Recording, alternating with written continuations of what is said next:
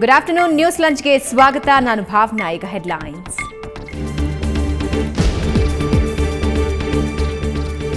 ಬೆಂಗಳೂರಿನ ಪಡಿತರ ಅಂಗಡಿಗಳಲ್ಲಿ ಗೋಲ್ಮಾಲ್ ಕಾಳಸಂತೆಯಲ್ಲಿ ಮಾರಾಟ ಮಾಡೋರ ವಿರುದ್ಧ ಕ್ರಮ. ಸಚಿವ ದಿನೇಶ್ ಗುಂಡೂರಾವ್ ತನಿಖೆಗೆ ನಿರ್ದೇಶನ.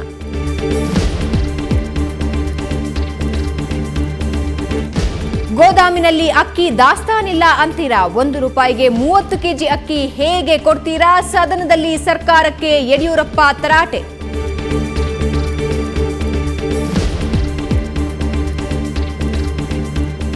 ನೀರು ತರಲಿಲ್ಲ ಅಂತ ಬಾಲಕನಿಗೆ ಮೈ ತುಂಬಾ ಬರೆ. ಹೆತ್ತವರೇ ಇಲ್ಲದ ಕಂದನಿಗೆ ಅತ್ತೆಯ ಕ್ರೂರ ಶಿಕ್ಷೆ. ಚಿಕ್ಕಬಳ್ಳಾಪುರದ ಸಬ್ಬೇನಹಳ್ಳಿಯಲ್ಲಿ ಅಮಾನವೀಯ ಘಟನೆ.